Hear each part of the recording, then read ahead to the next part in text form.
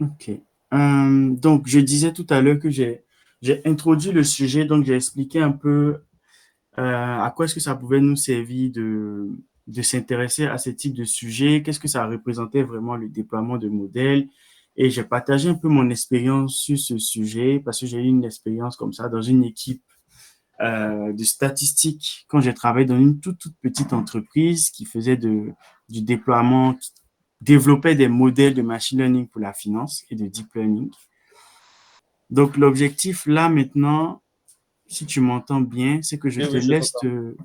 je te laisse te présenter. Tu te présentes et puis tu peux commencer la présentation. D'accord.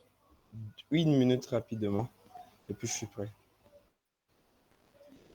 Euh,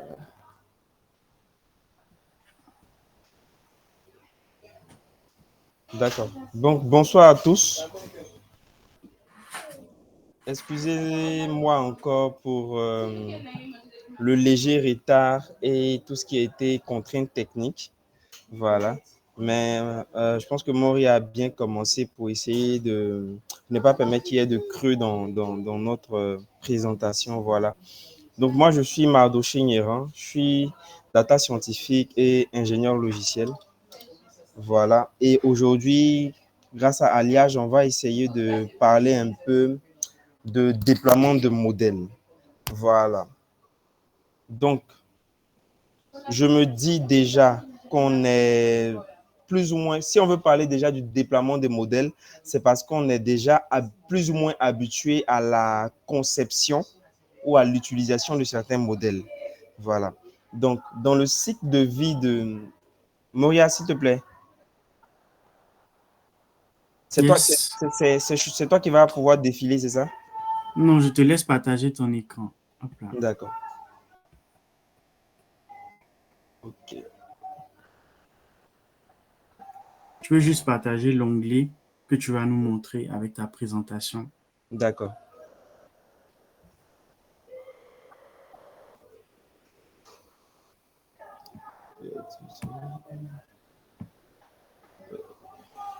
Excusez-moi.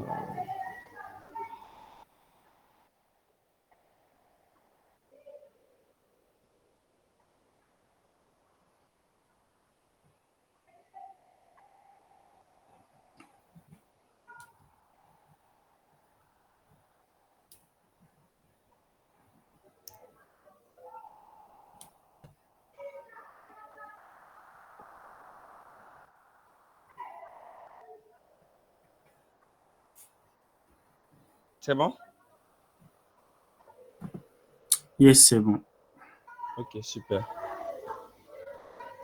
Donc, je disais, dans le cycle de vie de projet de machine learning, on a tous en dernière étape la partie de déploiement de modèles.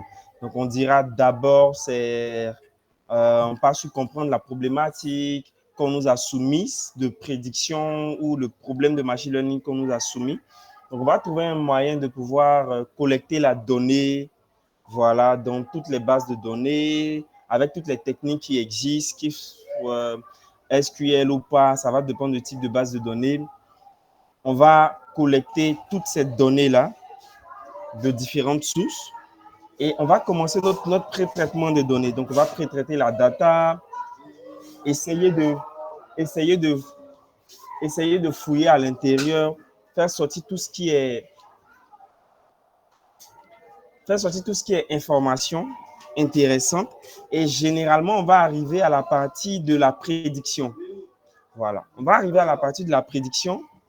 Dans notre notebook Jupyter ou Colab, ça va dépendre. On va prédire et généralement, on va s'arrêter là. On va dire qu'on a fini de faire une modélisation des données. Mais j'aime bien cette phrase qui dit qu'un modèle qui n'est pas déployé n'existe pas. C'est-à-dire que tu as pris du temps pour travailler sur la donnée, mais tu as fait sortir un modèle. Ce modèle-là, la chose la plus intéressante, c'est que d'autres personnes puissent l'utiliser. Donc, ton entreprise, ceux qui sont tes collaborateurs, d'autres personnes puissent utiliser ton modèle. Donc, c'est là qu'intervient maintenant le déploiement des modèles. Et dans la présentation de Moria tout à l'heure, il a dit souvent, ça fait appel à d'autres compétences que la plupart des data scientifiques n'ont pas, mais on peut les apprendre. Et aujourd'hui, il y a certaines plateformes qui ont rendu le déploiement des modèles très simple. Très simple. Même la partie qui concerne l'interface graphique, il y a des moyens de le faire tout simplement sans forcément être développeur ou quoi que ce soit. Voilà. Donc, on va essayer de la spécificité, je dirais, de cette session. On va essayer de partir depuis le départ. On va concevoir un modèle jusqu'à on va essayer de pouvoir le déployer, le mettre en production. Je prends l'exemple ici du modèle d'OpenAI, par exemple. OpenAI développe son modèle.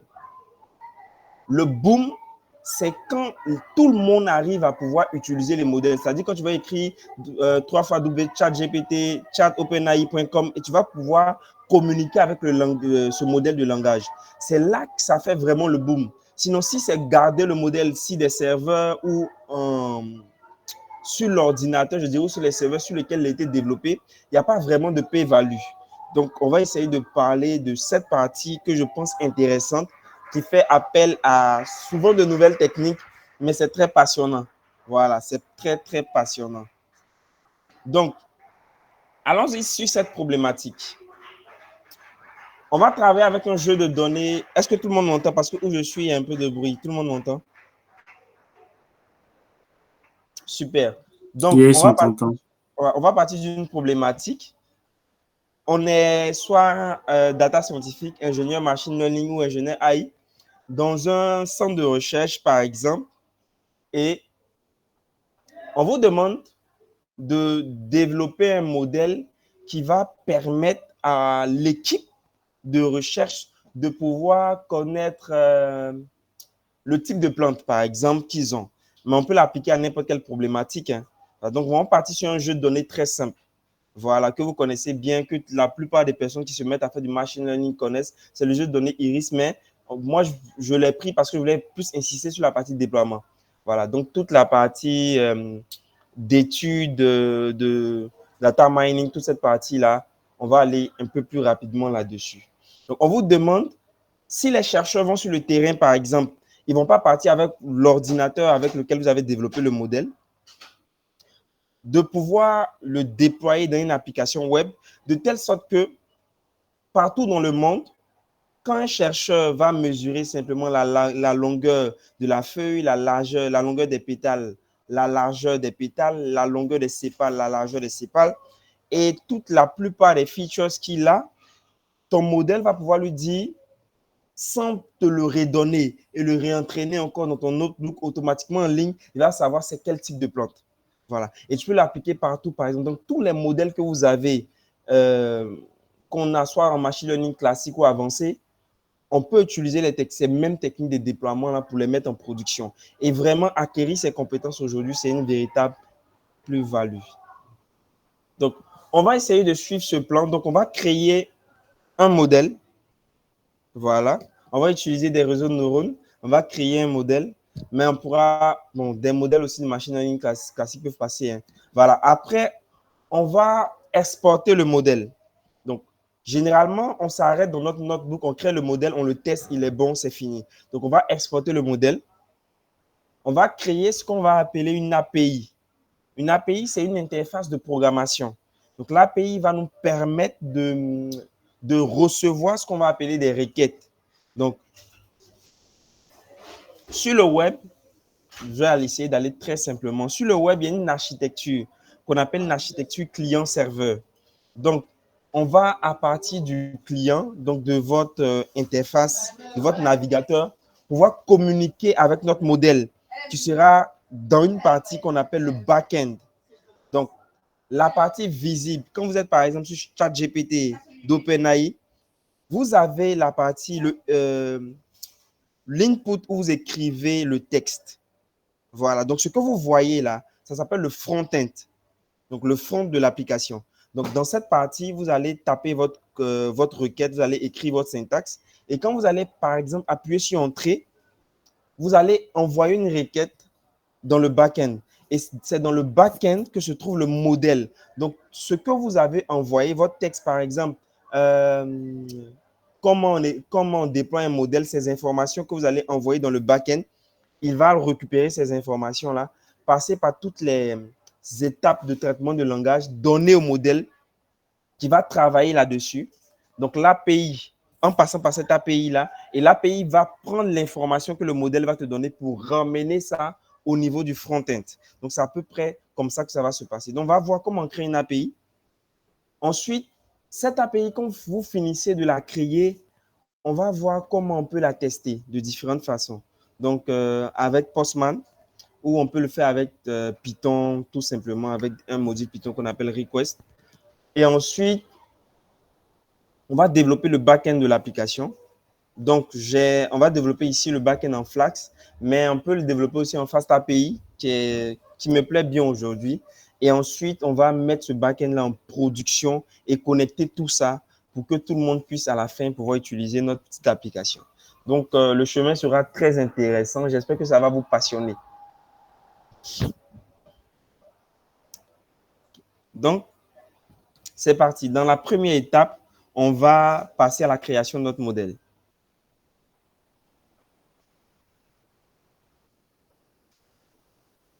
Je vais vous partager mon notebook.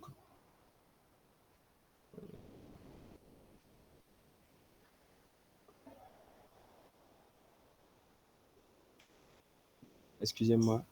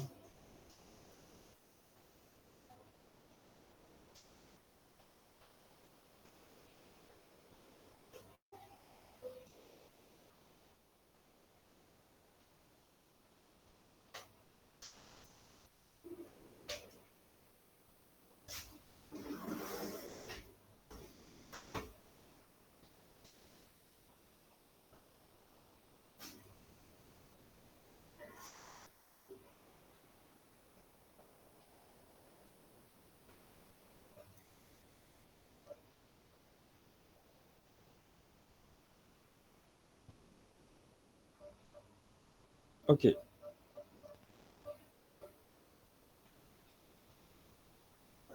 Donc, tout le monde voit mon écran, j'espère.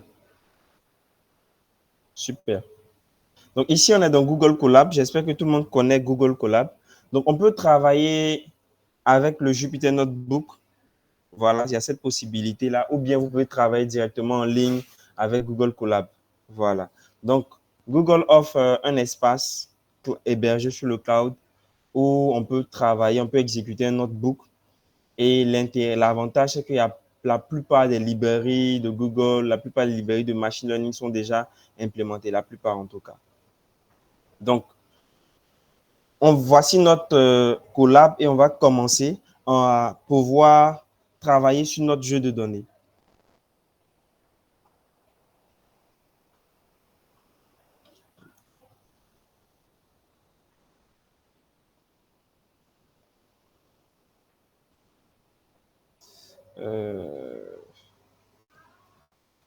OK, OK, d'accord. Donc ici, comme je disais, je rappelle rapidement l'objectif. Vous êtes data scientifique dans un centre de recherche, par exemple, et on vous demande de développer un modèle qui va permettre aux chercheurs, par exemple, en botanique ou, je sais pas, en biologie végétale, des gens qui travaillent sur des plantes, par exemple, de pouvoir, quand ils vont aller sur le terrain, par exemple, avec les différentes mesures qu'ils vont prendre, ils vont, s'il y a des plantes, par exemple, quand on va regarder les morphologies, on ne pourra pas forcément les identifier. Donc, toi, avec ton modèle, le chercheur va mesurer différentes parties de la plante et ton modèle va lui dire c'est telle espèce, c'est telle espèce de plante, c'est telle espèce de plante, c'est telle espèce de plante. Voilà, on vous demande, vous soumet cette problématique-là et on vous demande de mettre un modèle en production pour cela. Je vais importer des librairies classiques. Donc, import NumPy. ASNP. Tout le monde voit, j'espère. Moula, c'est bon, hein? Ok, super. Donc, Oui, c'est bon. super. ASNP on va importer Panda. Non, c'est plus que maman. Maintenant, elle fait ça. Ils sont mariés, ils ont tout côté de la vie. Désolé, écoute. Panda Speedy. Je vais exécuter ça.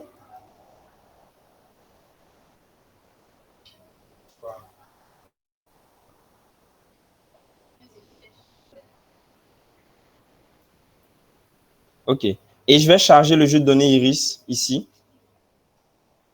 Donc, Iris. Je vais le charger ici.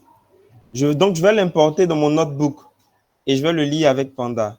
Bon, on s'est mis dans la logique qu'on sait coder en Python, qu'on comprend un peu certains principes déjà classiques du machine, en data science. Hein.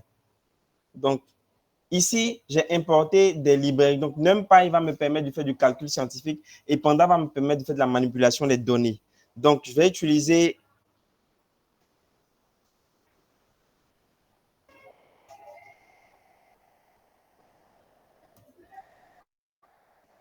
cette méthode Panda pour lire mon jeu de données Iris. Donc, iris.csv. Je peux faire un load. Hein. Donc, ici, par exemple, je vais simplement, puisque moi j'ai le jeu de données Iris ici, je vais simplement le déposer ici dans mon répertoire de travail que Colab me donne, ce qui va me permettre directement de pouvoir continuer avec lui. Donc, je l'ai quelque part là, dans déploiement ici. Donc, je fais ça, fichier, je vais dans document, science, alliage, déploiement, Iris. OK. Super. Il va se charger. Super. Donc, j'exécute ça. Et ici, mon jeu de données Iris est chargé. Je vais regarder rapidement certaines informations.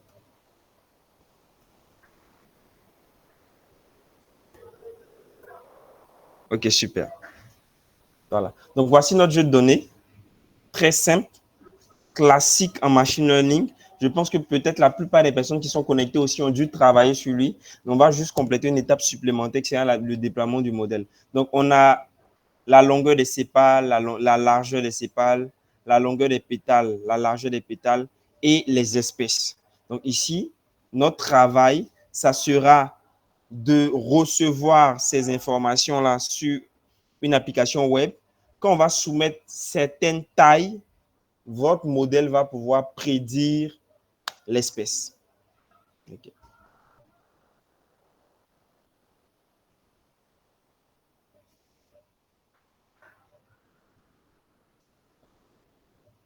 Moi, je l'ai préparé ici. Au lieu de taper, je peux... Si je l'importais directement pour l'expliquer, allons-y, c'est pas grave. Mouria. Yes. Je te demande, je code du début à la fin parce que naturellement, je l'ai préparé aussi hein, pour savoir que tout passait correctement. Donc, je code du début à la fin ou bien tu veux que j'importe et j'explique? Je pense que pour la partie machine learning, t'es pas obligé de coder. Tu peux directement mettre et puis tu expliques. Comme ça, on Okay. va directement Directement au déploiement. à la partie qui nous intéresse. Super. Yes.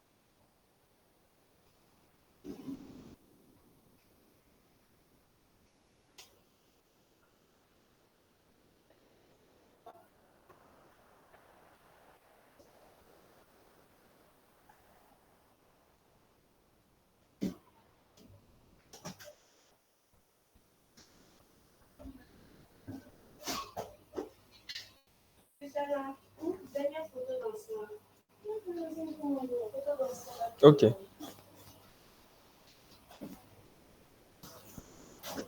Donc, ici, j'importe NumPy Panda. Je lis mon fichier de données. Voilà. Je lis mon fichier de données ici, Iris.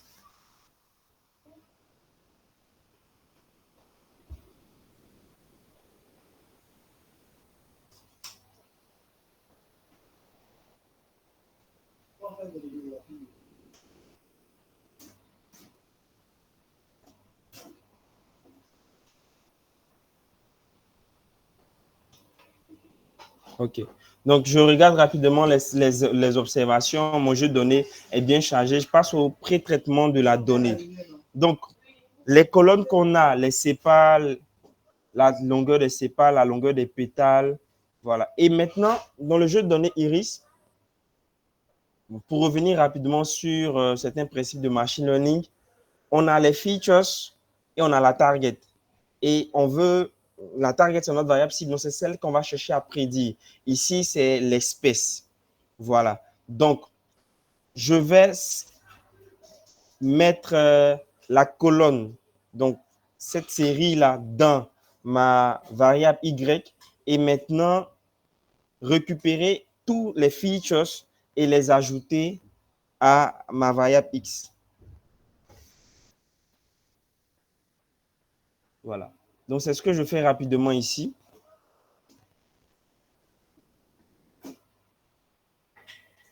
Et quand je regarde les valeurs uniques au niveau des espèces, on a 3 espèces. Donc, Ionic va nous permettre de regarder toutes les modalités et il faut faire sortir toutes les modalités d'une variable. Donc, vous avez Setosa, Versicola et Virginica. Super. Donc, on les a. Et maintenant, naturellement, vous n'allez pas passer ces chaînes de caractères-là à votre modèle machine learning. Donc, on va devoir l'encoder. Et vous savez, il y a beaucoup de façons d'encoder. Voilà. Donc, on va faire du one-hot encoding ici, c'est-à-dire à chaque modalité de la variable, on va associer un chiffre. Voilà. On va associer un chiffre, soit 0, soit 1, soit 2. On va associer différentes valeurs. Voilà. Donc, je vais utiliser la librairie scikit-learn. Donc, de scikit-learn, je vais importer label binaire qui va encoder de façon binaire les entités. Et maintenant, ici, il faut que j'exécute progressivement. Là, ce sera plus intéressant. Même si je l'ai déjà. Donc, ici, vous avez les colonnes. Donc, prenez aussi il y a les aléas du direct. Hein. Donc, allons comme ça. Il n'y a pas de souci. Donc, ici, je vais réaliser l'encodage. OK. Donc, maintenant, si vous observez, par exemple, Y,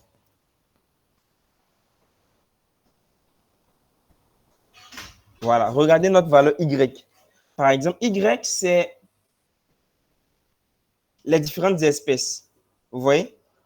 Les différentes espèces de Y. Donc, normalement, c'est Osa versicola virginica. Voilà. Donc, regardez maintenant comment Y va se présenter. Voilà. Donc, c'est ça que je vais faire passer à mon modèle. Donc, je peux enlever ça ici. Donc, j'ai fini d'encoder ma variable Y. Et maintenant, puisque ces variables-là sont quantitatives, vous regardez ici, au niveau des tailles, ce que je vais faire maintenant, je vais essayer de standardiser toutes les valeurs en utilisant un standard scalaire qu'on appelle le min-max. Il va ramener toutes les distances qu'on a mesurées entre 0 et 1. Et ça va nous intéresser. Par exemple, quand on va devoir déployer notre modèle, on va lui soumettre de nouvelles distances. Voilà, donc on va lui soumettre de nouvelles distances. Et la façon dont on va entraîner notre modèle, la façon dont on a standardisé les données pour entraîner le modèle, on va garder ce scalaire-là de telle sorte que au niveau du déploiement du modèle, on va dire, par exemple, les données que tu reçois, il faut encore les standardiser avant de donner au modèle. Et ça, c'est très important. surtout quand vous travaillez avec les distances, surtout aussi quand vous travaillez avec des images. Parce qu'on peut adapter le même jeu de données, par exemple, et cette fois-ci, au lieu de dire au chercheur de mesurer des distances, il va tirer des photos, par exemple. Et juste, on va récupérer les photos, les faire passer d'un réseau de neurones convolutionnel. Et là encore, on va partir en prédiction. Donc, c'est très important de pouvoir ramener les valeurs dans des mesures très fixes. Sinon, après, les valeurs que vous avez dans la prédiction ne seront pas justes. Donc, on va séparer notre jeu de données de façon classique, hein, un jeu de données de test et un jeu de données d'entraînement. Je fixe un random state. Je me dis, si vous voulez tester aussi, ça va être pareil. Voilà. OK. Donc, j'ai divisé en 80% pour l'entraînement et en 20% pour le test. Et vous voyez ici ce que je fais. Généralement, quand on est en prédiction classique, on ne garde pas le scaler. Voilà. Mais vous allez voir pourquoi. Je le fais ici. Donc ici, je vais le dire ça comment. Je fais cette standardisation, cette mise à l'échelle sur les données d'entraînement. Je fais la mise à l'échelle sur les données d'entraînement. Je m'en vais entraîner mon modèle. Donc, je fais la mise à l'échelle sur les données d'entraînement. Super, c'est fait. Donc, le Scarlett X-Train, vous voyez bien, je le fais sur mes données d'entraînement.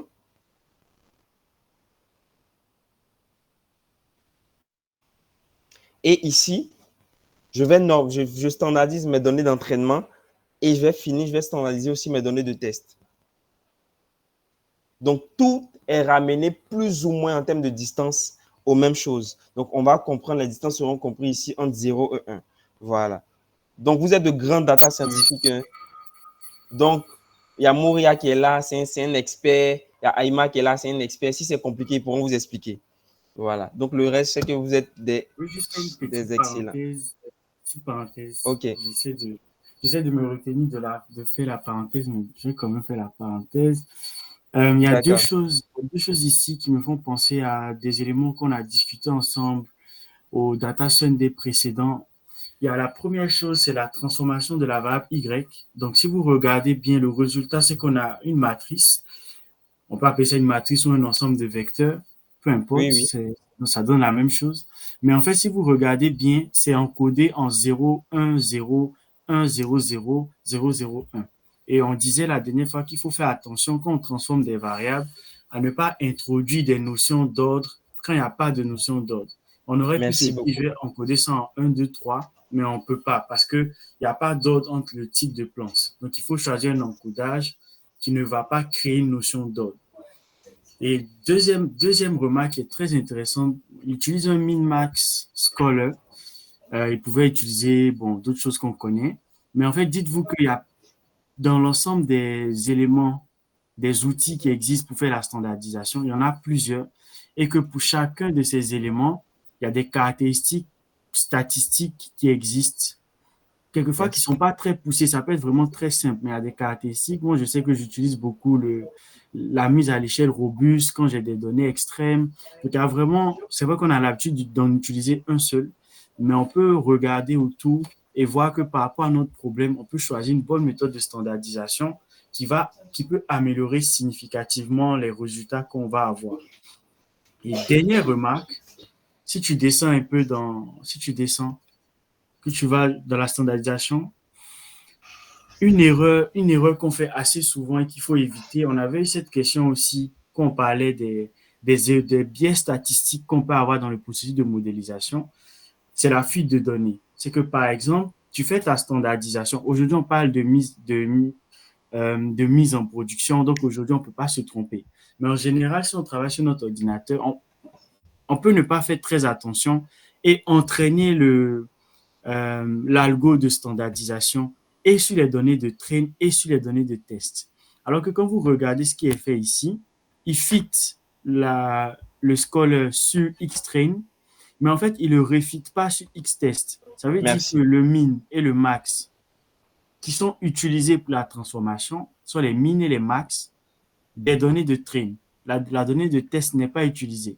On va transformer la donnée de test avec exactement le même min et le même max. Pourquoi est-ce qu'on fait ça comme ça?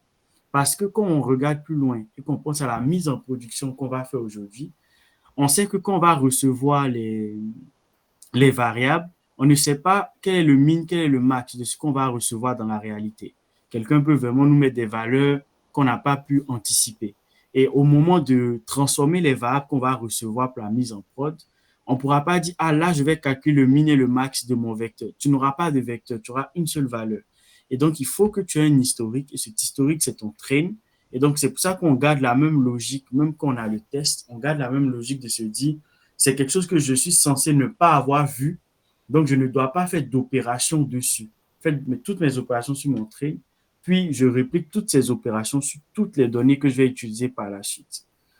Donc voilà un peu, ce sont des principes assez simples qu'on a l'habitude de voir, mais qui sont des principes vraiment très importants. Si on ne fait pas attention, quelquefois on peut faire comme ça des petites erreurs juste parce qu'il y a un peu de fuite de données, parce qu'on a trop calibré le modèle en utilisant le test, etc., etc. Donc voilà, je te laisse continuer. Donc là qu'on a Ok, transformé, maintenant on va voir le modèle. super. Donc, comme je vous disais, Moya, c'est un expert. Donc, pour toutes les questions, vous le voyez, il gère. Ok. Donc, euh, maintenant, on a bien standardisé nos valeurs. On sait plus ou moins la plage dans laquelle nos données d'entraînement se trouvent. Voilà. Pour le test, on n'a pas fait de fil dessus, comme il a dit. On sait plus ou moins la plage dans laquelle nos données d'entraînement se trouvent. Là, vous pouvez utiliser pour votre modèle, ça va dépendre de chacun, hum, l'algorithme que vous pensez. Voilà, en fonction de la problématique, en fonction de la nature des data, en fonction de plusieurs critères. Généralement, on peut lancer aussi plusieurs et on va voir en fonction des métriques que vous allez choisir pour évaluer la qualité de prédiction, la qualité du modèle, tout ça. Voilà, mais on va aller ici sur un réseau de neurones très simple. Voilà, on va aller sur un réseau de neurones très simple. Donc, avec TensorFlow et Keras, donc ici, je vais déposer, je vais construire l'architecture de mon modèle. Voilà. Donc, allô? Allô? Yes, on t'entend. Moi, je- Moi, je t'entends. Bon, là, je t'entends plus.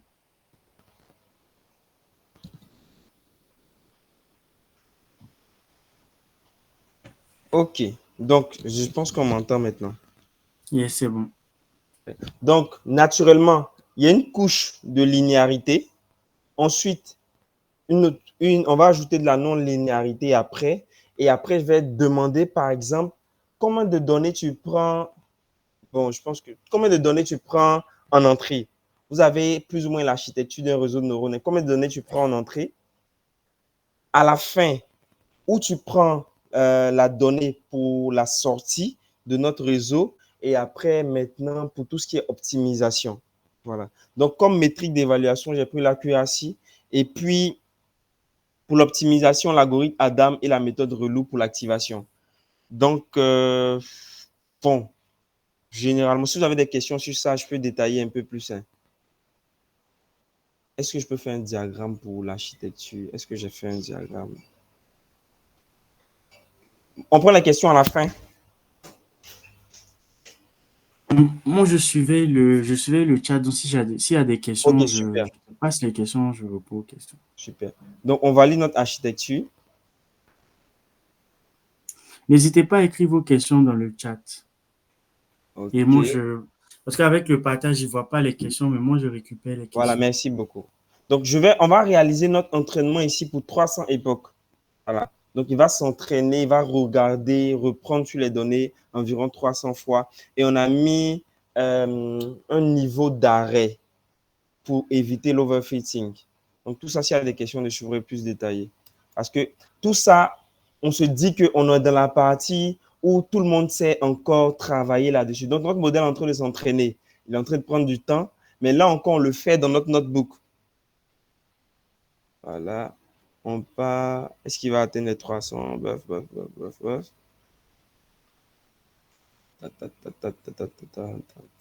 Ok, wow, super, il est allé jusqu'à 300.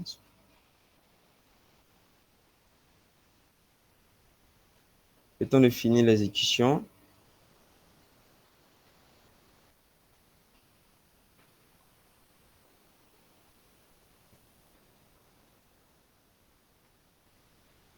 OK.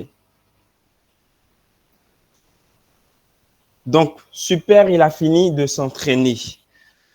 Vous regardez, on remonte rapidement. Je lui ai passé les données d'entraînement ici. Et les métriques d'évaluation. Voilà, sur ces 300 époques. Donc, on va regarder la façon dont notre modèle s'est entraîné. J'avance sur ça rapidement parce que ce n'est pas vraiment l'objet de notre séance d'aujourd'hui. Voilà, donc on pouvait continuer un peu quand même, hein? Plus de 300, c'est pas grave. OK. Voilà. Donc, au niveau de l'accuracy, super. Super, super, super, super. Attends, je vais regarder maintenant la valeur. OK. Voilà. Donc, jusqu'à 0,93, c'est bon. Donc, il nous donne au niveau des prédictions qu'il a faites. Il nous donne des prédictions qui vont jusqu'à 93%. Maintenant, à partir de là, bon, ceux qui le veulent, ce n'est pas obligé d'utiliser un réseau de neurones. Hein. Vous pouvez utiliser d'autres algorithmes pour entraîner votre modèle. Voilà. Mais j'ai une accuracy de 93%. Si ça vous convient, on continue là. Si ça ne vous convient pas, vous partez encore peut-être à jouer au niveau du pré-traitement des données. Mais 93%, je me dis, c'est bon pour mon modèle. Voilà. Maintenant, voici la partie qui nous intéresse.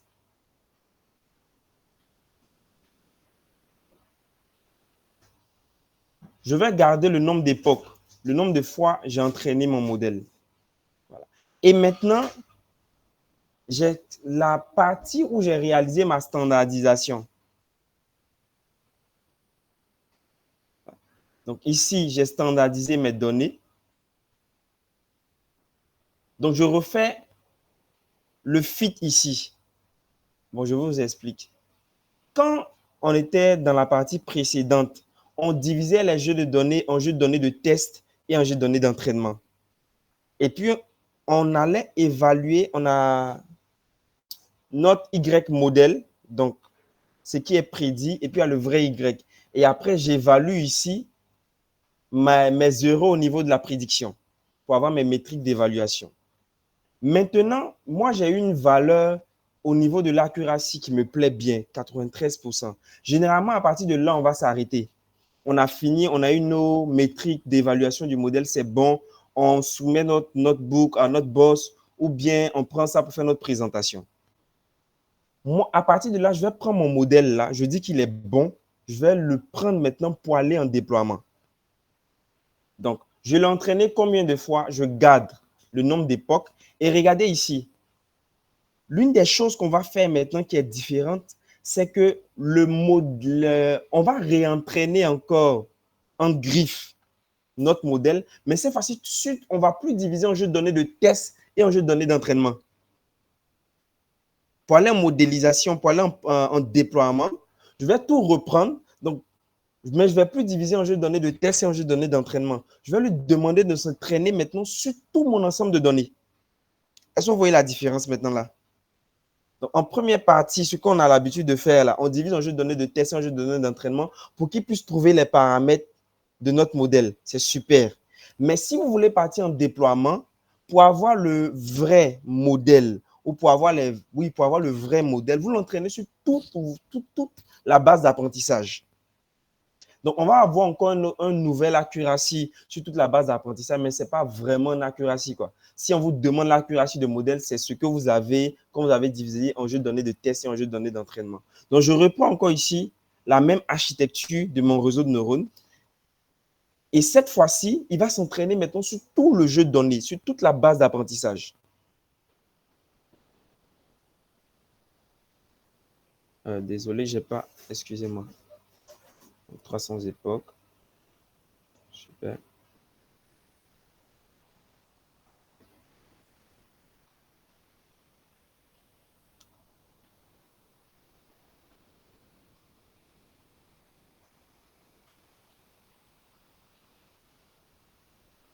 Donc, n'oubliez pas, ça, c'est une partie très importante. Quand vous êtes encore, quand vous travaillez encore dans la partie, je dirais, en développement, vous divisez un jeu de données de test et un jeu de données d'entraînement pour avoir les métriques d'évaluation. Mais quand vous pensez maintenant à la production, vous entraînez votre modèle sur toute la base d'apprentissage. Parce que là, on vous dira qu'il s'entend à de nouvelles valeurs maintenant. Si tu me le permets, il y a deux questions dans le chat. Oui, ok. Je lis les deux questions. Je vais répondre rapidement à la première. La première question, c'est pourquoi l'algorithme Adam n'est pas un optimiseur classique. Moi, ici, l'objectif, c'est vraiment juste de faire un modèle rapidement et ensuite de passer à la mise en production. On aurait pu utiliser un autre optimizer ou un optimizer qui est plus simple vu le problème, mais Adam, c'est du classique et puis voilà, Ouais. c'est juste histoire d'avoir un premier modèle. Maintenant, il y a une autre question qui est plus pertinente, c'est est-ce qu'on n'a pas de risque d'overfitting si on entraîne avec toute la donnée avant la mise en production? Bon, c'est pas précisé avant la mise en production, mais je pense que c'est sous-entendu. Est-ce qu'on n'a pas un risque d'overfitting? Ok, d'accord. Donc, normalement, ça se traitait dans la première partie. Donc, je ne sais pas si tu as vu.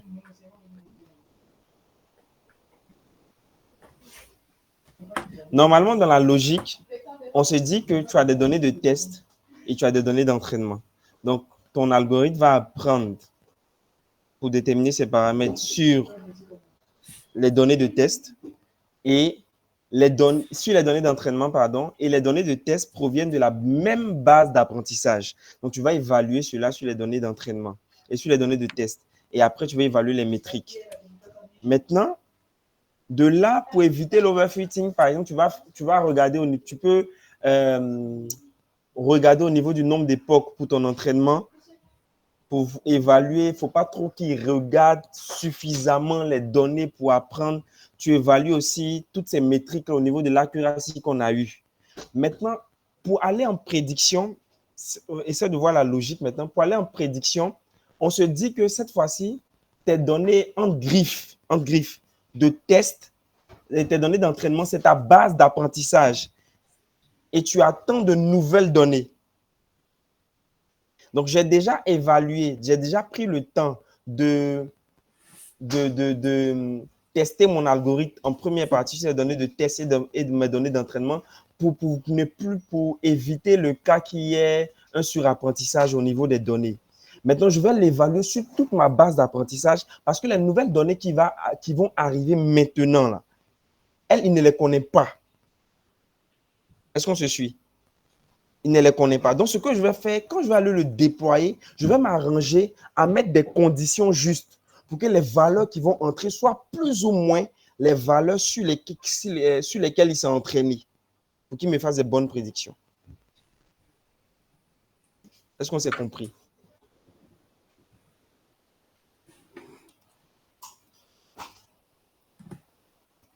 Tu peux le demander si on s'est compris, s'il te plaît. Je ne sais pas si la réponse satisfait à la personne qui a posé la question. Ou bien, voilà, s'il peut parler, peut-être qu'il va essayer de mieux expliciter sa question. Non, je pense que la question, c'est comme tu l'as compris, c'est que vu qu'on on a fait un premier train test, et là, maintenant, comme tu disais, on contrôle quelque part le fait qu'il y ait du surapprentissage parce qu'on a bien traîné un test pour contrôler. Mais là, si on reprend tout le modèle, si on reprend, pardon, toutes les datas et qu'on fait l'apprentissage dessus, on prend le risque, vu qu'on ne peut pas ensuite l'évaluer juste avant la mise en prod, qu'il y ait de l'overfitting. Maintenant, moi, ce que je comprends dans la réponse, c'est qu'on réutilise le même modèle qui a été utilisé pour faire sur la partie train test. On a vérifié, on a contrôlé notre modèle, il est bon, on n'a pas d'overfitting, on est satisfait du niveau qu'on a pour notre modèle. Et on se dit que quelque part, le modèle ne va pas overfitter juste parce qu'on va rajouter la data en plus, vu qu'on a déjà contrôlé qu'en fait, entre le train et le test, il n'y avait pas d'overfitting. Donc, on s'attend à ce qu'il n'y ait pas d'overfitting, qu'on va faire train et test ensemble avant de passer en production. Mais sinon, c'est vrai que ça, c'est un vrai sujet de comment est-ce qu'on se positionne avant d'aller en prédiction. Est-ce qu'on se dit que je prends toute ma donnée et là, j'augmente ma capacité de prédiction. Là, j'ai plus de cas, mais j'ai peut-être un peu de risque parce que je me dis, j'ai rien pour contrôler mon dernier modèle que j'ai fait, mais je peux quand même m'appuyer sur des indicateurs que j'ai construits qui étaient bons auparavant pour me dire que quelque part, ils sont pas exactement les mêmes, mais ils sont au moins conservés en moyenne. Voilà, je sais pas si tu veux rajouter quelque chose dessus avant de Oui. Et continuer. Et puis si la aussi, personne qui veut rajouter quelque chose aussi, celui qui a posé la question m'a dit, tu peux, n'hésite pas à peut-être on- ouvrir ton on- micro, à même d'accord. développer dans le chat. Donc, il y a aussi peut-être, on se dit, il y a certaines subtilités qu'on ne va pas garder. Voilà, parce que tout dépend de l'effectif que vous avez dans votre base de données. Donc, pour qu'il soit un peu plus pertinent pour aller en production, par exemple, choses sur lesquelles on est d'accord, il va recevoir forcément de nouvelles données. Donc, en production, on fait ce qu'on appelle le monitoring. Donc, il y a toujours une façon là de, quand vous allez, si vous êtes dans une boîte de machine learning, par exemple, quand vous allez arriver, chaque fois, vous allez venir monitorer votre modèle pour voir les valeurs qu'il donne. Est-ce que c'est toujours juste? Est-ce qu'il prédit bien? À quelle date, par exemple, je dois le réentraîner? Est-ce qu'il ne m'a pas fait des prédictions qui ne sont pas bonnes? Donc, souvent aussi, on le fait parce que dans les jeux de données des tests, il y a certaines subtilités au niveau des informations. On veut qu'il réajuste certains paramètres. Il va reprendre toute la base, il va réajuster certains paramètres et puis sera bon maintenant pour avancer. Voilà. Donc, derrière, ce n'est pas comme si on va le laisser comme ça. Il y a du monitoring qui est derrière. Donc, après, de la même façon que tu l'évaluais pour voir s'il n'y avait pas d'overfitting, de la même façon que tu le mets en prod, naturellement, quand on le met en prod, automatiquement, on ne le met pas dans l'applicatif et puis on commence à l'utiliser. On va commencer encore à en passer en phase bêta. Donc, on va le tester progressivement avec les différentes valeurs qu'on a. Est-ce qu'il y a des choses encore à réajuster? Et puis après, maintenant, on va le déployer en phase alpha. Donc, il y a toujours ce temps-là pour regarder.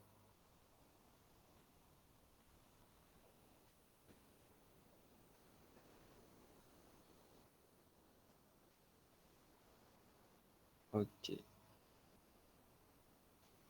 Donc, vous êtes arrivé ici. Peut-être que j'avais pris un truc un peu plus simple, ça allait être bien, mais ce n'est pas grave. OK. Pour nos 300 époques. Voilà, super. Donc, on se dit que vous avez pris l'algorithme qui vous convient en fonction de la problématique, en fonction de la nature de vos données, en fonction du contexte de l'étude, de tous les paramètres. Une fois Maureen exposé sur les questions d'éthique autour de la data, souvent c'est important. Souvent, ce n'est pas parce que, bon, je suis tombé quelquefois sur cette problématique-là. Le modèle le plus, c'est pas, le modèle, souvent, c'est le plus adapté, mais ce n'est pas forcément celui qu'on va prendre. Voilà. C'est lui, dans ce cas, qui est le plus adapté. Mais on ne va pas forcément le prendre pour des soucis de déploiement, souvent, même au niveau de l'équipe.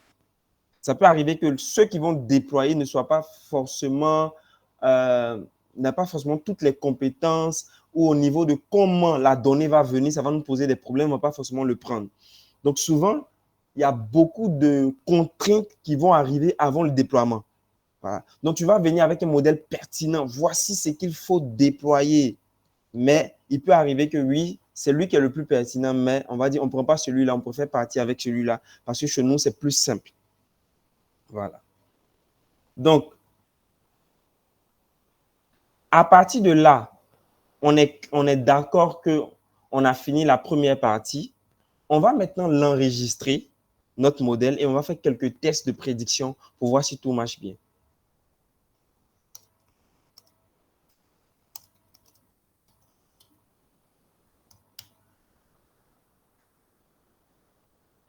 Donc, mon modèle final, je vais l'enregistrer.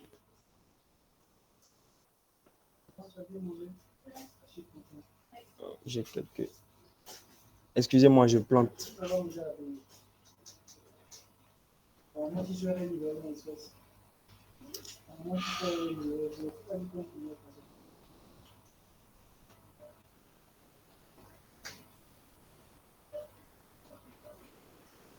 Ok, je pense que c'est bon maintenant.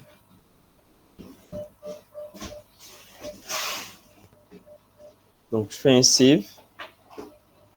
OK. Voilà, vous l'avez ici. Si c'est en local directement, vous l'avez sur votre machine, mais le voici ici, mon modèle final. Donc, si vous êtes sur Colab, vous l'avez juste dans l'onglet qui est tout à côté là. Et à partir de là, maintenant, on va continuer notre travail. OK. Maintenant, on va sauvegarder notre scaleur. Ce qui nous a permis de faire notre standardisation. Parce que, comme je vous ai dit, les données qu'on va recevoir, quand on va faire les requêtes, les données qu'on va recevoir, on ne sait pas forcément on ne sait pas forcément les mesures qu'on va recevoir. Voilà. On ne sait pas forcément les mesures. Donc, on va garder les mêmes, on va tout ramener au même scaleur qu'on a pris pour entraîner notre modèle. Et enfin, on va le redonner maintenant à notre modèle. Donc, généralement, ça arrive. Souvent, on m'envoie des données, c'est juste le modèle, mais on veut qu'on déploie. Non, on a besoin aussi de ce que vous avez pris pour standardiser vos valeurs. Parce que on ne sait toujours pas quelle distance on va prendre en termes de mesure.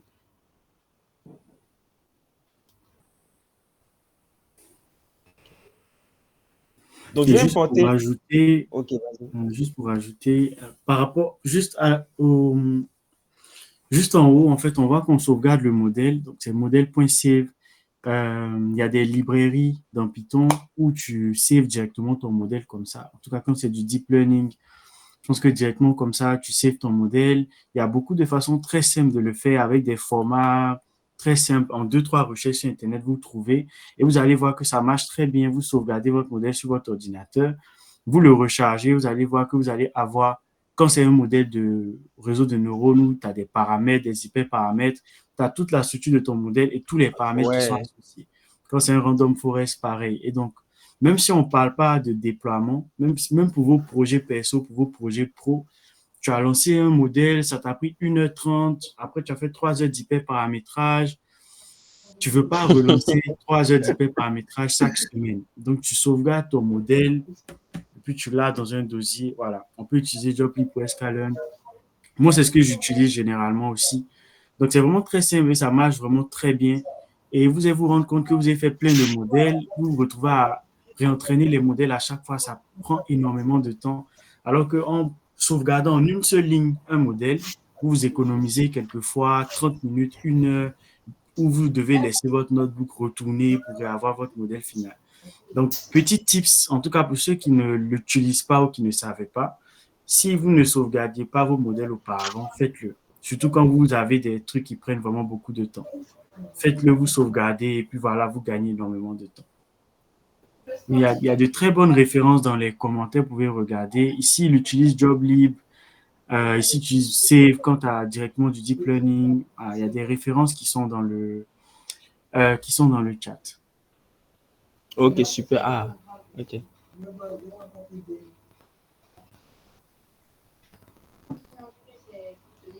D'accord. Il y a aussi un article qui est directement sur Alliage que Lucas vient de mettre dans le chat, mais il y a un article aussi qui est sur Alliage. Il y a Alexis qui a écrit ça. Comment est-ce que les structures de sauvegarde de modèles de machine learning, que ce soit avec le format Pickle ou que ce soit le format HDF5. Donc, vous pouvez trouver ça sur Alliage aussi, où on explique comment est-ce que ça fonctionne, rapidement le script qu'on utilise, et puis voilà. Ça vous fait gagner vraiment beaucoup de temps. Ok. C'est naturel. Donc, super. Pour mener tout le monde à lire. Donc, on a sauvegardé notre modèle. Si vous travaillez sur Colab, vous l'aurez ici. Vous allez le récupérer parce que naturellement, tout ce que vous avez ici, quand vous allez arrêter vos sessions, ça va disparaître. Voilà. Colab ne va pas sauvegarder ça là. Donc, après, vous l'enlevez, soit vous gardez dans votre drive ou bien en local. Donc, je vais sauvegarder mes scales aussi dans le format Pickle. Ok, super. Donc, on se dit, on a ici, j'ai essayé d'aller très vite parce que ce n'était pas vraiment l'objet du workshop. Mais on se dit, là, on a fait vraiment beaucoup. On a pris du temps. Ce n'est pas aussi rapide. Bon, le jeu de données, lui, il est très basique, hein, mais dans la pratique, ça prend du temps d'optimisation. Voilà. Dans la pratique, on va prendre du temps pour optimiser. On va aller regarder encore tout ce qui est paramètres, hyperparamètres. Si c'est bon, on peut avancer maintenant. Voilà. Et on se dit, on a fait tout ça. C'est super. On est content. Maintenant, je dis, OK, notre but, c'est quoi? On veut prendre notre modèle, on veut lui envoyer une information, c'est-à-dire, on va partir sur le terrain, on va mesurer la longueur des sépales, la longueur des pétales, on va mesurer les informations et on va lui donner. Et quand on va lui donner, il va travailler, ça c'est sa cuisine interne, il va mélanger toutes les informations qu'on va lui donner et il va nous retourner la prédiction. C'est ce qu'on veut. Donc, on a pris le temps pour entraîner le modèle. Donc, généralement, quand on arrive là, on fait appel, le data scientist va faire appel à partir de là à l'ingénieur, peut-être ML, qui va prendre cette partie-là, essayer de retravailler sur la partie, il va s'occuper de la partie de déploiement. Mais vous pouvez aussi gérer cette partie-là, quoi. Souvent, en fonction de l'architecture ou dans la boîte de laquelle vous travaillez, si elle n'est pas très complexe, vous pouvez la gérer. Mais souvent, si c'est complexe, il faudra faire appel à d'autres compétences. Voilà. Mais on va voir dans l'ensemble comment ça marche. Donc, je vais charger ici. Donc, ici, j'ai fini une partie.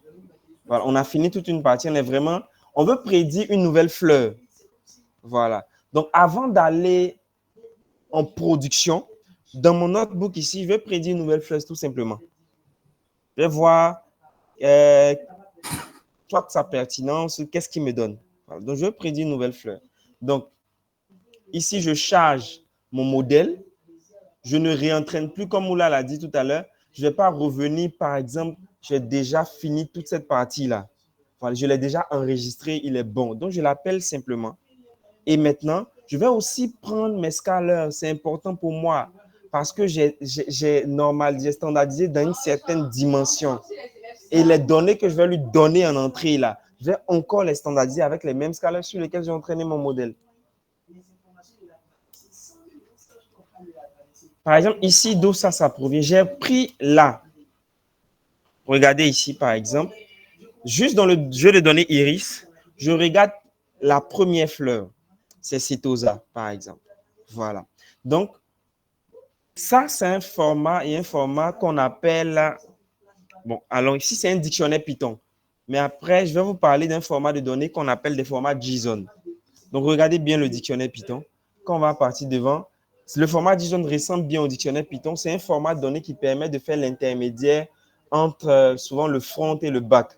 Donc, c'est dans ce format JSON-là qu'on va pouvoir communiquer entre l'interface qui va envoyer les données dans le back-end. Et le back-end va prendre les données. Quand il va les travailler, il va le ramener dans ce format-là. Donc, je crée simplement ce petit dictionnaire Python-là avec ces informations.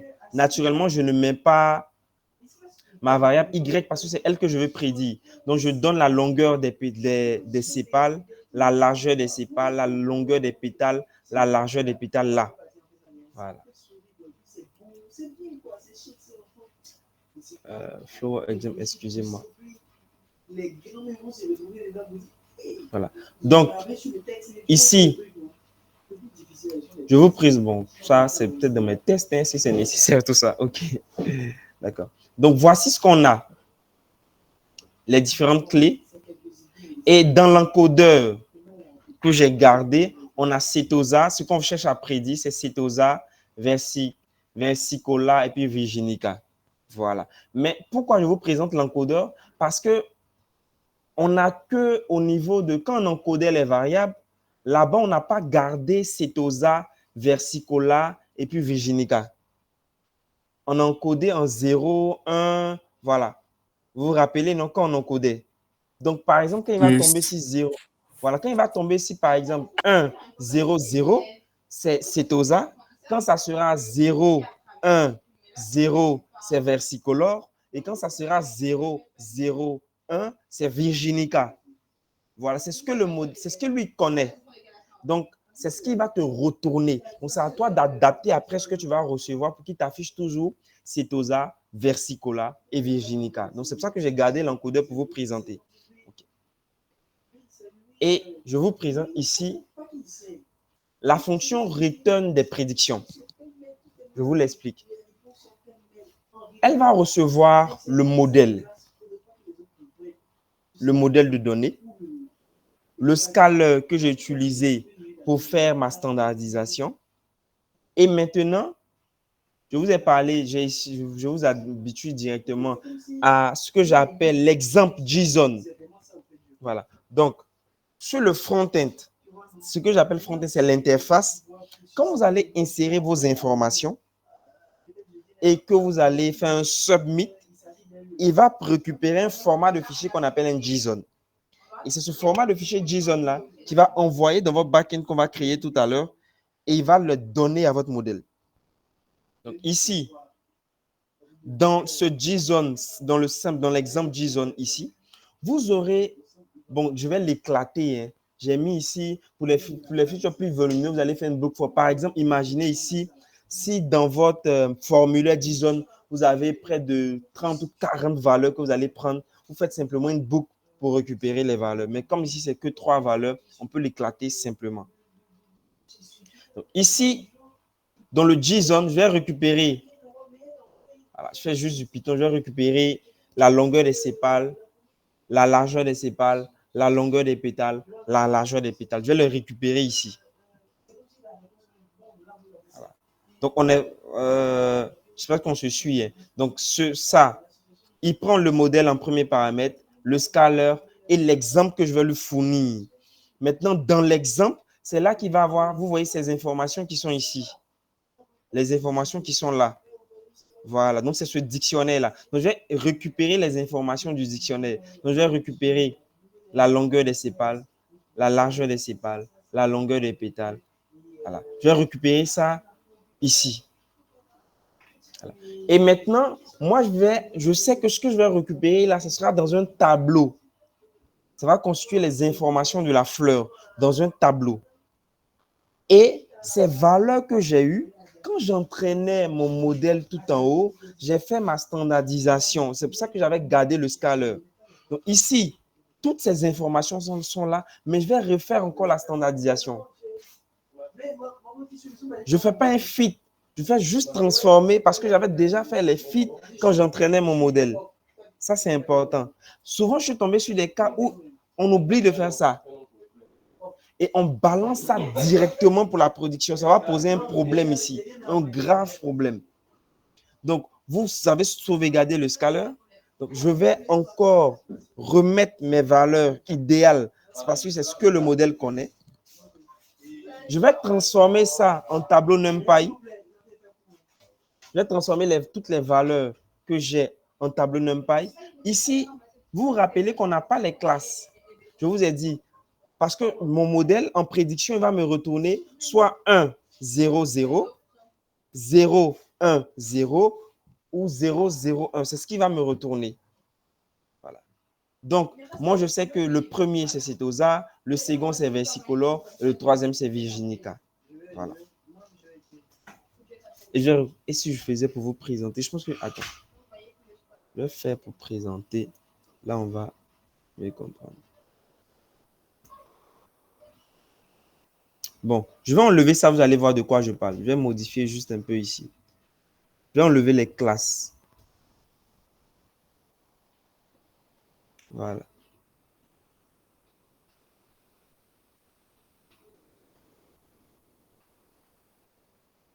Et je vais réexécuter ça.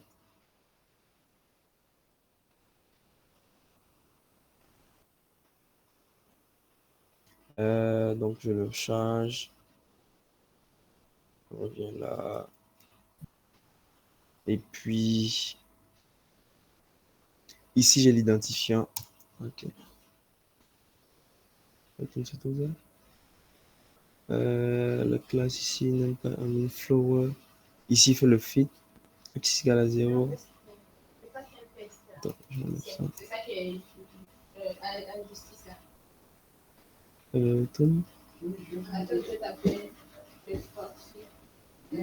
Du flower X égale à 1. Ok, pardon, c'est là. Voilà, merci, c'est là. Super, voilà. Donc, regardez ici. C'est de ça que je parlais. Quand j'exécute ça, il me retourne ici 0. Vous vous rappelez de quoi je parlais? C'est pour ça que j'ai gardé les classes. Il me retourne 0. Donc, lui, il ne sait pas c'est quoi il ne connaît pas Setosa, Versicolor, Virginica. Mais il sait que 0 correspond à quelque chose, 1 à quelque chose, c'est ce qu'il connaît. Voilà. Donc, vous devez rajouter après les classes que vous avez ici, dans l'ordre dans lequel vous avez réalisé votre entraînement. Vous rajoutez les mêmes classes. Et là, quand je réexécute ça, et ici, la fonction run predict, je lui envoie ici les fleurs, le scaler et mon modèle, mon scaler et les exemples. Là, il va me retourner. Le premier, c'est Setosa. Voilà. Et ça, par exemple, c'est super. Ça arrive à faire une bonne, à me donner. Regardez ici, quand je remonte là, je lui ai donné ça, ça, ça et ça. Je lui ai donné toutes ces différentes valeurs-là. Et il me dit que la fleur, c'est Setosa. Bon, naturellement, c'est les données sur lesquelles il s'est entraîné. Hein. Donc, ne n'accusez pas mon modèle d'aussitôt. Voilà. Mais au moins, ça passe. Vous voyez? Donc, c'est cette logique-là qu'on va garder en déploiement. Donc, ici, naturellement, le chercheur qui sera sur le terrain, vous n'allez pas lui demander, vous allez venir ici, par exemple, la première fleur, donne-moi les valeurs. Il va compléter ici, ici, ici, ici. Vous allez venir dans cette section-là, exécuter cette ligne de code-là et te dire, ta fleur-là, c'est versicolore. La deuxième, donne-moi les valeurs. Ta fleur-là, c'est Setosa. Non, ce n'est pas comme ça va se passer. Mais ma fonction qui est là, elle m'intéresse. De telle sorte que si moi, j'arrive à automatiser l'envoi des informations à cette fonction qui serait hébergée quelque part et après, elle pourra me répondre après la nature de ma fleur. Donc, quand vous arrivez à là, vous avez fait le gros du boulot. C'est super. Il m'arrive à me dire, c'est Setosa. Donc, ce que je vais faire, le code du déploiement, ça sera simplement, je vais garder ça et ce que j'ai mis ici. Donc, tout ce qui est là, le load, dans cette partie, ça sera mon code de déploiement. Je vais juste faire des copier-coller. Et après, ça sera juste un peu d'ingénierie, bon, un peu de développement logiciel, juste un peu de code pour automatiser cette partie. Donc, si ça, c'est compris, le reste, c'est plus simple. Donc, ma fonction, elle va prendre en paramètre mon modèle, mon scaler et mon fichier que je vais appeler mon dictionnaire Python, mais après, ça sera un fichier JSON. De ce dictionnaire, je fais sortir les valeurs, je les refais passer dans le scaler, je les donne à mon modèle et je prédis. Et c'est ça seulement que je vais automatiser. Dans mon code de déploiement ici, le code du déploiement à la fin, c'est juste tout ce que j'ai mis tout en haut ici. Comme je vais travailler avec des tableaux NumPy, je reprends NumPy, TensorFlow Keras modèle pour pouvoir charger les modèles, Jotlib pour récupérer ça, le modèle Iris, mon fichier scaler et ma fonction de déploiement, je ne change rien à l'intérieur. Voilà. Maintenant, à la fin, ça, c'est cette partie de code-là qui va faire tout le travail. Donc ici, si dans mon notebook, je lui soumets une nouvelle fleur, il va me prédire la nature. Je lui soumets une nouvelle fleur, il va me prédire la nature. Je lui soumets une nouvelle fleur, il va me prédire la nature de la fleur. Donc, moi, ce que je vais faire maintenant, je vais trouver un moyen d'automatiser toute cette soumission-là dans une application web en respectant l'architecture client-serveur. Donc, il aura une interface. Une interface. Je fais une remarque ici Oui, avant de continuer. d'accord. Je sais que c'est clair pour tout le monde ce qu'il est en train de montrer. Si ce n'est pas clair, vraiment, n'hésitez pas à poser vos questions. En fait, ce qui se passe ici, ça peut... On t'entend plus très bien, Moria. Ah, attends. Est-ce que là, c'est mieux? Oui, bon, c'est plus ou moins.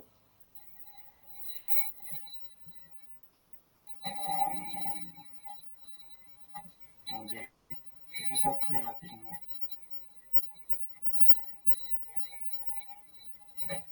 Ok. Normalement, ça devrait être un peu mieux.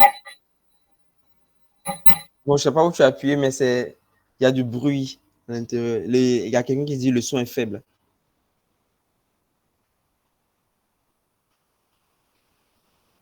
Est-ce que vous m'entendez? Il faut couper et revenir.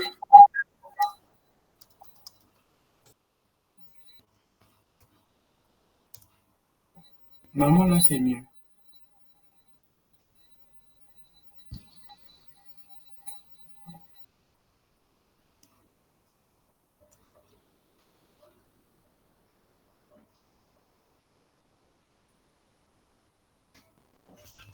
Ok.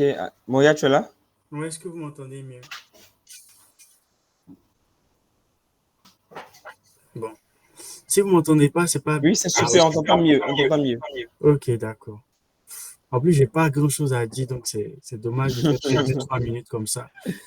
Je voulais juste dire en fait que c'est simple, mais en même temps, ça peut paraître un peu abstrait. Mais l'idée qu'il faut juste retenir, c'est que on a un modèle et on veut juste avoir une fonction qui formate les éléments qu'on met dans le modèle, tout simplement. Et que si vous étiez dans une phase d'apprentissage réel, en fait, vous allez plutôt vous retrouver dans une position où vous avez peut-être fait votre API ou peut-être que vous avez votre interface que vous avez commencé à regarder, vous voulez brancher ça à votre modèle et vous vous rendez compte qu'en fait, vous récupérez les inputs de l'utilisateur sous un certain format et que ce format-là, ça ne correspond pas au format que vous avez dans votre modèle comme input. Et vous faites juste l'étape d'avoir une fonction qui va dire qu'en fait, moi, je reçois les informations. Je donne des exemples tout bêtes. Ça vient en format str, alors que je veux que ce soit des entiers. Et donc, j'ai une fonction qui va me faire le passage entre ce que je reçois dans le front, donc sur mon interface, et ce que je veux mettre dans mon modèle. Et là, ici, en fait, on utilise une structure classique de comment est-ce que ça doit être, quel type de transformation on fait. Mais dans la réalité, on peut se retrouver entre la partie interface à devoir faire des compromis sur les valeurs qui rentrent. Et donc, il faut ensuite, avant d'appeler votre fonction, faire le retraitement qu'il faut. Ici, on avait des transformations, faire des transformations. Quelquefois, on peut avoir des récalculs de nouvelles variables, faire les récalculs de ces nouvelles variables. Juste, en fait, dites-vous que cette fonction, c'est vraiment juste qu'est-ce que l'utilisateur va mettre dans mon interface, quel sera son format et quel format je veux avoir dans mon modèle. Et vous faites une fonction qui fait le mapping entre le format interface et le format modèle. C'est tout. Merci. Super. Je pense que peut-être que ça paraît un peu complexe ou bien. Bon, je pense que je m'arrange à faire le plus simple possible en tout Non, cas. c'est pas compliqué, c'est assez clair. C'est juste que, en fait, dans l'apprentissage, moi, je pense qu'on commence toujours par avoir quelque part des premiers résultats et puis on peaufine.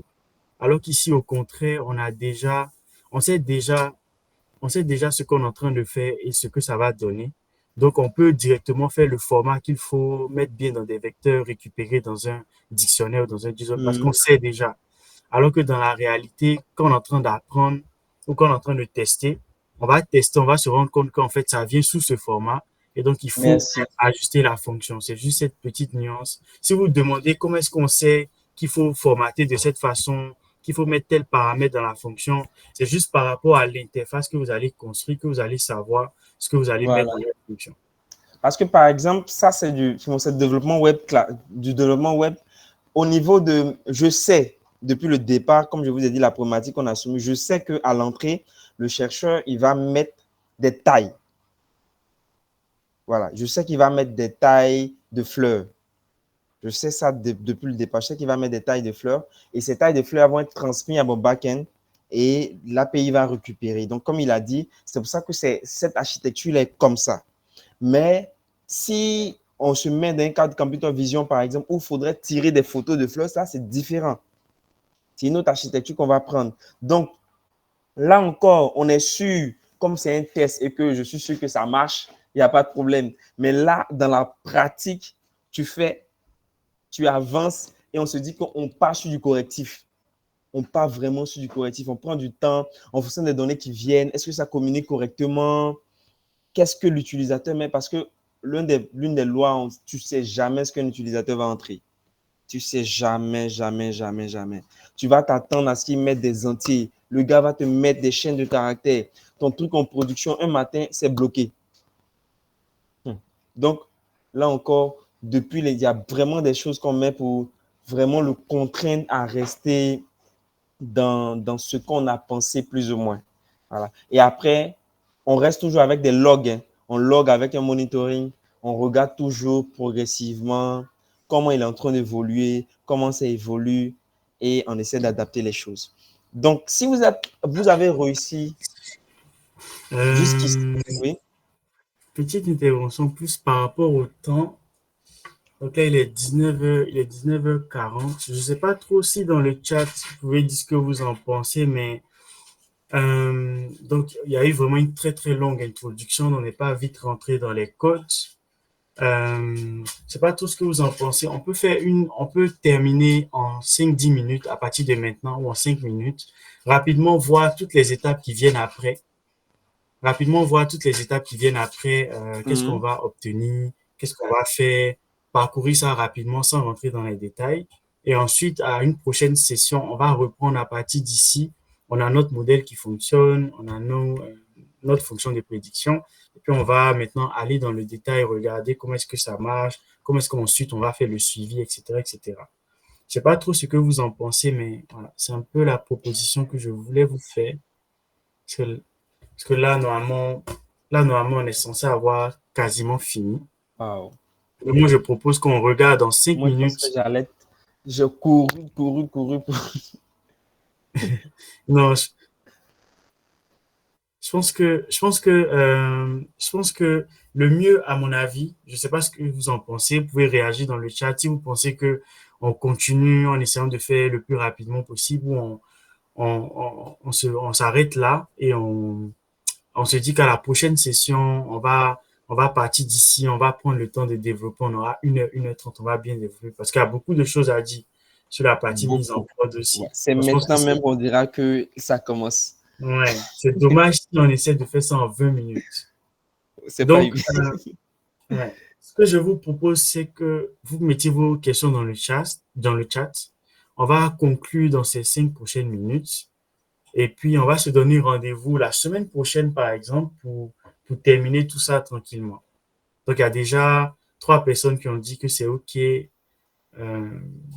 Bon, qui ne dit mot consent. Je ne sais pas si les autres, c'est OK pour vous. OK, ça fait 4 personnes, 5 personnes. Bon, je pense qu'on va partir sur ça. Donc, je vais rapidement dire un peu ce qu'on a fait, où est-ce qu'on va. Et il y a une question dans le chat aussi que je vais lire. Donc, qu'est-ce qu'on a fait? On a introduit la mise en prod. Qu'est-ce que c'est? À quoi est-ce que ça peut servir? Dans dans quelles conditions est-ce qu'on peut se retrouver à avoir besoin de compétences pour faire de la mise en prod? J'ai donné comme ça quelques cas assez pragmatiques. J'ai partagé mon expérience là-dessus. On a fait rapidement un modèle et la partie qui commence à concerner le déploiement, c'est qu'on a commencé à parler de l'enregistrement de ces modèles, même si c'est une bonne pratique en général au déploiement.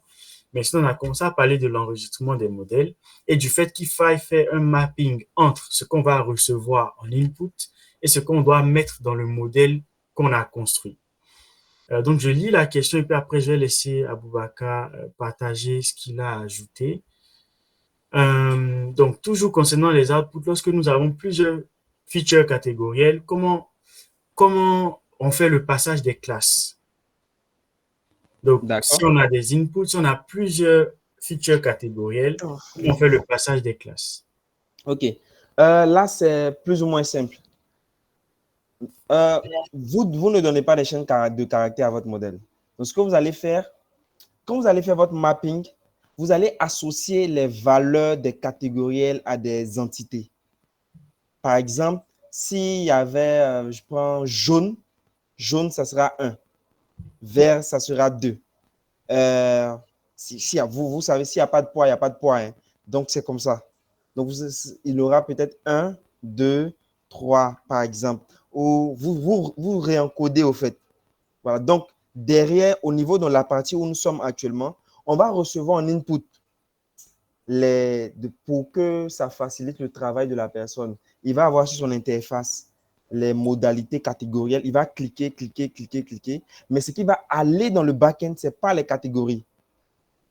Ou bien, généralement, si tu fais passer les catégories au back-end, tu vas mapper sur un dictionnaire, un autre dictionnaire dans le back-end qui va prendre des valeurs quantitatives pour aller dans ton modèle. Yes. Donc, c'est comme ça que ça va se passer. Et il y a un élément très important qu'il a rapidement évoqué, c'est que si vous regardez très bien, sur Internet, vous avez beaucoup de champs pour remplir des choses. Mais si vous regardez les champs, si vous regardez sur Internet les pages web qui vous sortent des prédictions, ou qui vous sortent des scores, ou qui vous sortent des chiffres à partir des résultats que vous avez mis. Typiquement, si vous remplissez un formulaire d'assurance, si vous remplissez un formulaire de score crédit, si vous remplissez un formulaire d'emprunt, ce type de formulaire-là, vous avez très, très peu d'espace pour écrire ce que vous avez envie d'écrire. Ils vont vous dire de choisir avec un bouton radio, ils vont vous dire de choisir dans une liste déroulante, ils vont vous dire de cliquer sur oui ou non. En fait, vous êtes très, très limité dans l'ensemble des possibilités. Pourquoi est-ce qu'ils font ça? Parce que derrière, comme il disait, il y a un dictionnaire. Donc, ils vont vous contraindre à prendre des décisions. Et derrière, il y a un dictionnaire qui dit que nous, dans notre modèle, par exemple, V, en fait, c'est 0. Ou V, je ne sais pas, c'est encodé, grand V, qui est ensuite converti en 0.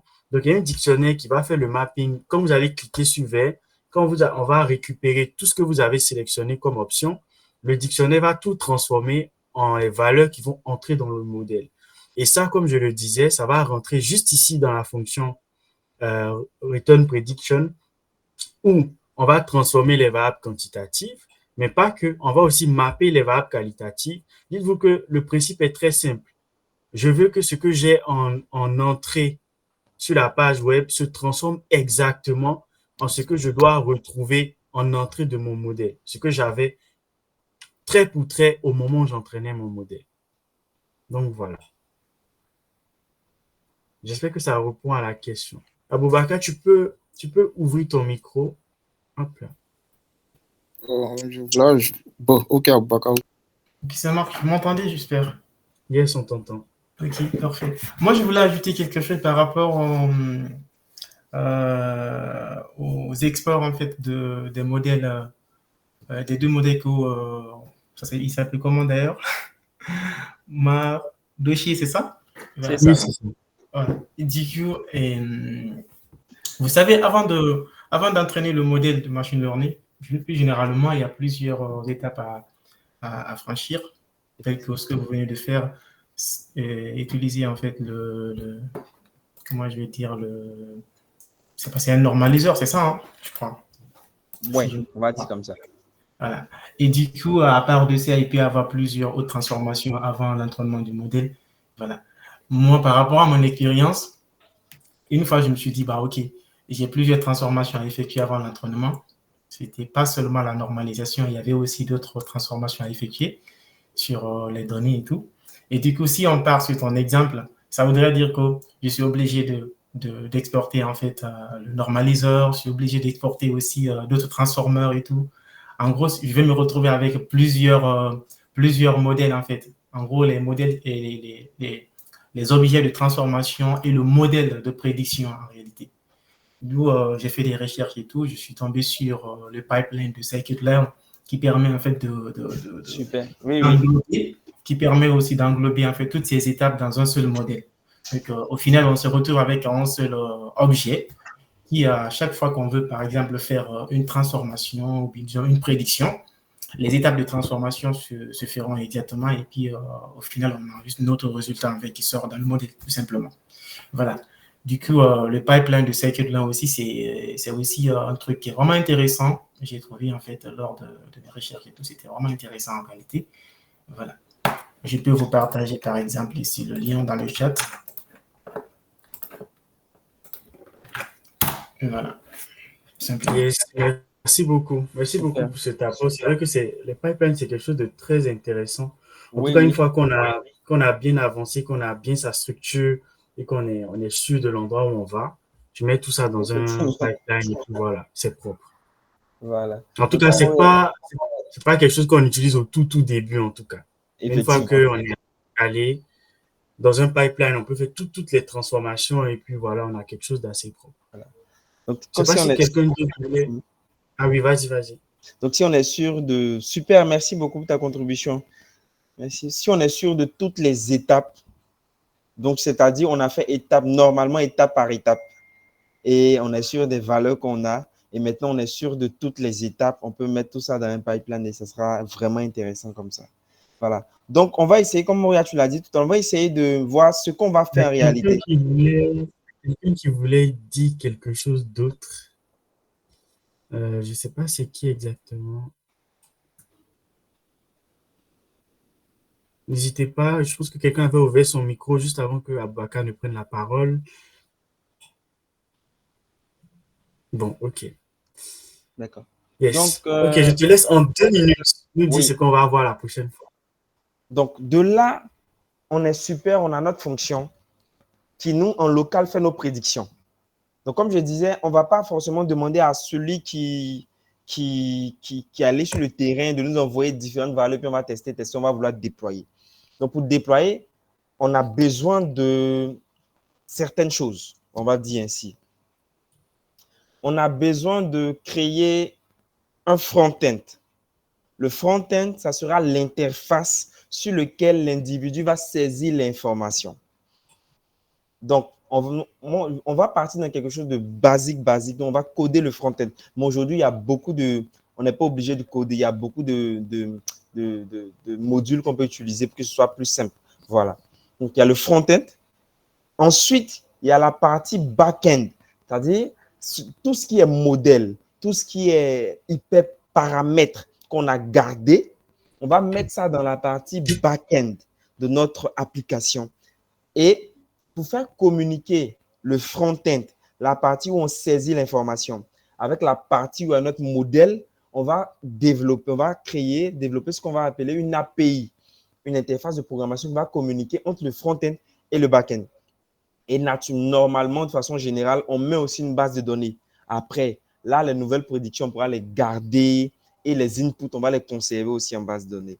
Donc, on va utiliser ici, je vais vous présenter rapidement, ouais, ici, voilà. Là, avec le chemin, ça sera plus simple. On va utiliser Flask, qui est un framework Python.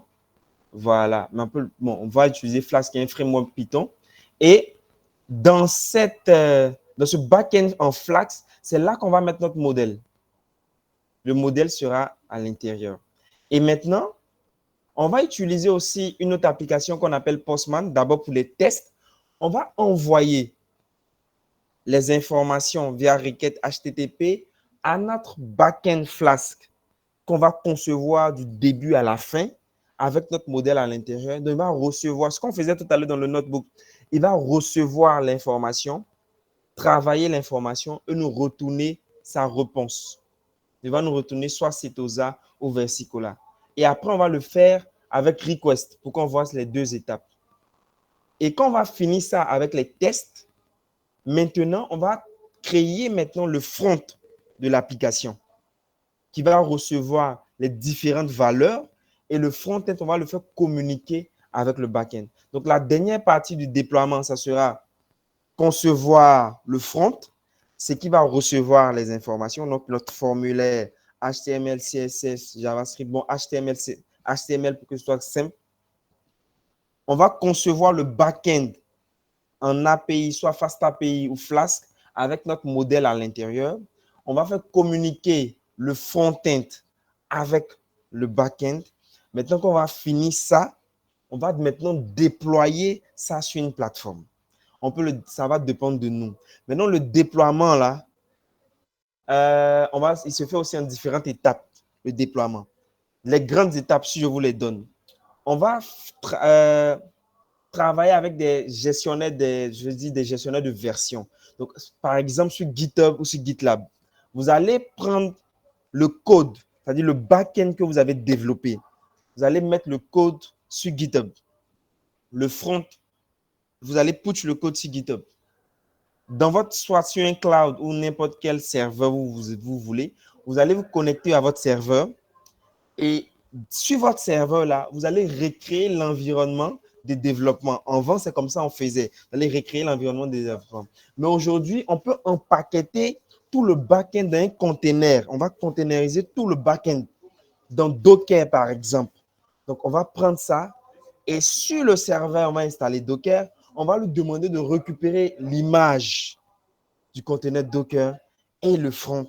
Et on va essayer de faire communiquer les deux. Voilà, c'est beaucoup de choses, mais c'est très intéressant à faire. Donc, voici la dernière étape. Et après, tester pour que notre modèle marche. Voilà. Donc, une partie purement data science, une partie purement développement logiciel. Donc, tout ça, ça fait machine learning engineer.